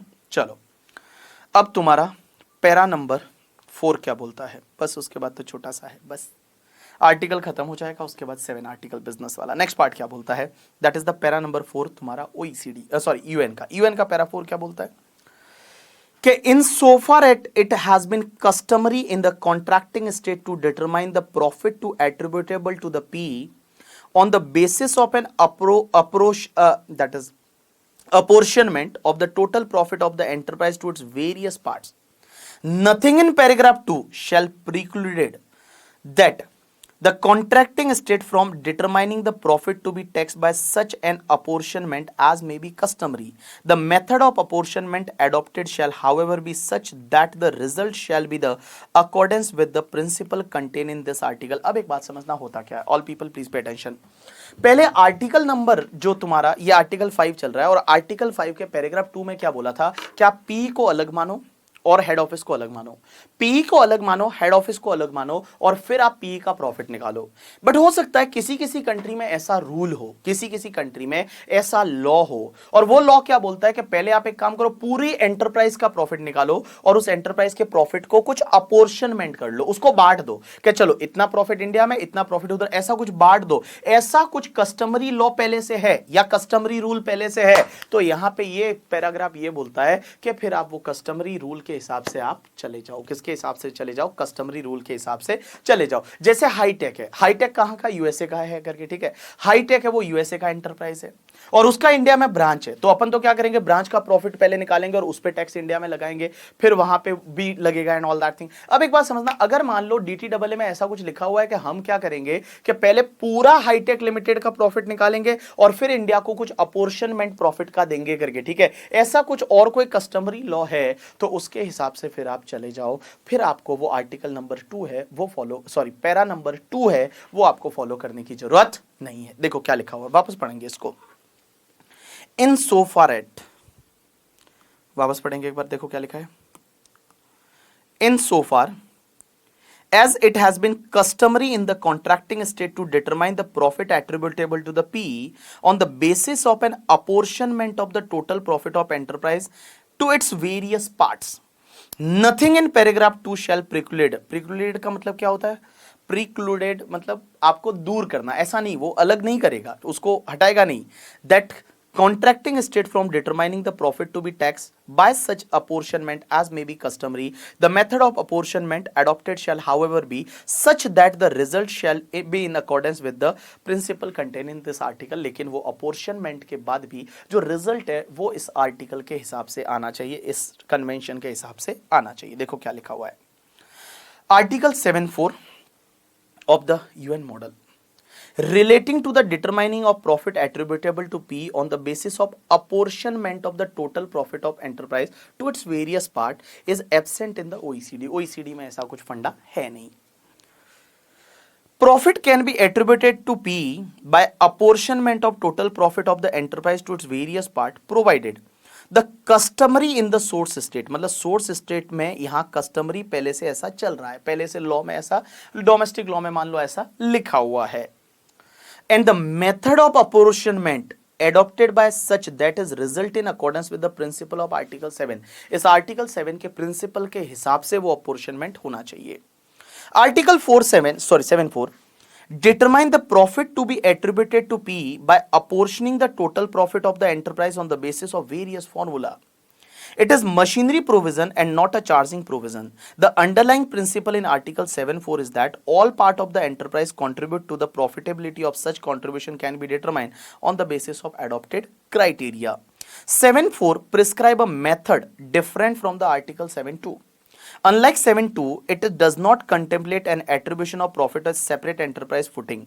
It is not as scientific as method under article 7(2). 7(2) में एक scientific basis पे बोला था कि दोनों को अलग अलग मान के और उसका profit निकाल दो। Hence article 7(4) might produce a result which is different from that produced by applying article 7(2) and hence should be used only where it is customary used in past and accepted both by tax authority and taxpayer is being satisfactory करके। ठीक है, तो अब एक बात समझना, किसी किसी सोर्स कंट्री में ऐसा हो सकता है कि पहले आप एक काम करो कि उस एंटरप्राइज का पूरा प्रॉफिट निकाल दो, पूरा हाईटेक का प्रॉफिट पूरे वर्ल्ड का निकाल दो और इंडिया में इतना प्रपोर्शन दे दो। हो सकता है कुछ परसेंटेज वगैरह डाल दिया हो कि इंडिया में ब्रांच है तो 20% इंडिया में दे दो, समथिंग लाइक दैट करके। ठीक है, ऐसा कस्टमरी अगर चल रहा है तो आप उसके हिसाब से भी प्रॉफिट निकाल सकते हो। Next part, and this is the second last part and it is in UN model। UN model में क्या बोला हुआ है? For the purpose of preceding paragraph, the profit to be attributed to the permanent establishment shall be determined by same method year by year unless there is a good and sufficient reason of the contrary। मतलब एक बार आपने जिस method से PE का profit निकाला, हर साल आप उसी मेथड से निकालते जाओगे, हर साल आप उसी मेथड से निकालते जाओगे। ठीक है, जब तक कि कुछ ऐसा सफिशिएंट कॉज ना हो तब तक आप उसको चेंज नहीं करोगे। एंड लास्ट पार्ट क्या बोलता है कि where profit includes item of income which are dealt with the separately in other article of this convention, then provision of those articles shall not be affected by the provision of this article। अब एक बात समझना, P को अगर मान लो कोई ऐसी income है जो ऑलरेडी अदर आर्टिकल में जाती है, कोई ऐसी इनकम है जो अदर आर्टिकल में जाती है, तो फिर इस आर्टिकल में नहीं आएगी, वो आर्टिकल इसको अफेक्ट नहीं करेंगे, ऐसा बोला हुआ है। देखो क्या लिखा हुआ है, OECD model is identical to the UN model which provides that article dealing with the specific category of income जैसे dividend, interest, royalty override the provision of article 7। क्योंकि dividend, interest, royalty के लिए already article 10, 11, 12 है, तो वो उसके हिसाब से जाएंगे, उसको article 7 में नहीं, unless such article state otherwise। अगर उस आर्टिकल में जाके ये लिखा है कि आर्टिकल 7 के हिसाब से जाओ तो 7 के हिसाब से जाएंगे, अदरवाइज हम उन्हीं आर्टिकल के हिसाब से जाएंगे। Even otherwise it is well settled principal that a specific provision override always general provision. Hence dividend, interest, royalty etcetera is taxable under article number 10 to 12 even if they are earned in the course of its business। Thus article 7 apply to the industrial and commercial income which do not belongs to category of income covered by the any specific article। So this is the completion of your article number। ये तुम्हारा article number कौन सा था? 7, that is the business income। चलो एक बार अगर मैं इसको रिवाइज करवाना चाहूं कि बिजनेस इनकम में हमने क्या क्या पढ़ा, कौन कौन से पॉइंट अपन ने पढ़े, that is the article number 7। अब एक बात समझना, आर्टिकल नंबर 7 क्या है और आर्टिकल नंबर 7 में हमने क्या क्या पढ़ा, समझने की कोशिश करना। तो सबसे पहली चीज मैंने आपको आर्टिकल नंबर 7 में ये बताई, आर्टिकल नंबर 7 में मैंने आपको ये बताई कि सबसे पहले एक बात समझना, कोई भी एंटरप्राइज है उसका बिजनेस का इनकम सिर्फ रेसिडेंस वाली कंट्री में टैक्स होता है, सोर्स वाली कंट्री में नहीं होता। सोर्स वाली कंट्री में तभी होगा जब सोर्स वाली कंट्री में क्या है, पीई है। अगर परमानेंट एस्टेब्लिशमेंट है तो ही सोर्स वाली कंट्री में होगा। उसके बाद में एक और चीज समझना, सोर्स वाली कंट्री में कितना टैक्सेबल होगा पता है? जितना पीई से एट्रीब्यूटेबल है, जितना पीई से एट्रीब्यूटेबल है उतना ही टैक्सेबल होगा। लेकिन यूएन मॉडल यहां पे तुम्हारा फोर्स ऑफ अट्रैक्शन और लगाता है। फोर्स ऑफ अट्रैक्शन क्या लगाता है कि अगर हेड ऑफिस डायरेक्टली कोई सेल कर रहा है, डायरेक्टली वहां पे एक्टिविटी कर रहा है जैसा पी करता है, तो वो जो हेड ऑफिस को डायरेक्टली इनकम हुई ना, वो भी तुम्हारी उस कंट्री में टैक्सेबल हो जाएगी, वो भी तुम्हारी उस कंट्री में टैक्सेबल है, वो हो जाएगी। यू गॉट माय पॉइंट और नॉट? यस। उसके बाद में नेक्स्ट मैंने आपको ये चीज बताई कि भैया यहां पे नेक्स्ट पॉइंट तुम्हारा ये बोलता है कि जब भी आप प्रॉफिट निकालोगे पीई का, तो पीई को और हेड ऑफिस को अलग अलग ट्रीट करोगे। आप पीई को और हेड ऑफिस को अलग अलग ट्रीट करोगे, दोनों एक सेपरेट एंटिटी मानोगे, और उसके बाद में आर्म लेंथ प्राइस वगैरह प्रिंसिपल को फॉलो करके आप पीई का प्रॉफिट निकालोगे। उसके बाद ये एक जो कंप्यूटेशन वाला पार्ट है, ये यूएन मॉडल में दे रखा है। यूएन मॉडल बोलता है कि जब भी एक ब्रांच है, एक पीई है, वो हेड ऑफिस को रॉयल्टी का पेमेंट करता है, फीस और सिमिलर पेमेंट करता है, जो कि पेटेंट या यूज ऑफ अदर राइट के लिए, तो वो अलाउ नहीं होगा। नहीं तो क्या होगा, पीई का प्रॉफिट ही नहीं आएगा फिर करके, ठीक है। या फिर कमीशन स्पेसिफिक सर्विस के लिए दिया तो वो भी अलाउ नहीं होगा, और इंटरेस्ट पे किया तो भी अलाउ नहीं होगा। लेकिन बैंकिंग बिजनेस है तो उस केस में इंटरेस्ट अलाउ हो जाएगा। सिमिलर ये चीजें अगर इनकम में है तो वो इनकम भी उसमें कंसिडर अपन नहीं करेंगे। उसके बाद मैंने आपको ये बताया कि भैया यहां पे ओईसीडी मॉडल बोलता है कि अगर एक कंट्री में कुछ एडजस्टमेंट हुआ है पी की प्रॉफिट में due to the arm length price and all, तो दूसरी कंट्री में भी उसका एडजस्टमेंट किया जाएगा। अगर मान लो एडजस्टमेंट नहीं होता तो उसमें दोनों जो अथॉरिटी रहेगी, कॉम्पिटेंट अथॉरिटी, वो मिल बैठ के डिसाइड करेगी कितना कैसे एडजस्टमेंट करना है, जिससे कि डबल टैक्सेशन को अवॉइड किया जा सके। अब एक बात समझना, यहाँ पे पैरा नंबर 4 जो यूएन मॉडल में ये बोलता है कि अगर मान लो तुम्हारे सोर्स कंट्री में कुछ अलग ही रूल है, सोर्स कंट्री में मान लो पी का प्रॉफिट निकालने के लिए कुछ अलग रूल है करके, ठीक है, जो कस्टमरी रूल पहले से चले आ रहे हैं, तो आप उस रूल के हिसाब से भी टोटल प्रॉफिट निकाल के और पी का प्रॉफिट है वो एट्रीब्यूट कर सकते हो। आप उसको डिस्ट्रीब्यूट है, अपोर्शनमेंट है, वो अपोर्शनमेंट कर सकते हो। बट अपोर्शनमेंट होने के बाद भी जो भी तुम्हारा आर्टिकल 7 है, आर्टिकल 7 के हिसाब से ही तुम्हारा जो है उसका इंटेंशन है वो आर्टिकल 7 के हिसाब से प्रॉफिट निकलना चाहिए। बट हो सकता है प्रॉफिट अलग अलग आए, जो पी को अलग मान के एक प्रॉफिट निकालते हैं, हो सकता है टोटल प्रॉफिट निकाल के किसी रूल से या किसी फॉर्मूला से उन्होंने बाइफरकेट कर दिया, तो हो सकता है दोनों का प्रॉफिट अलग अलग भी आ सकता है।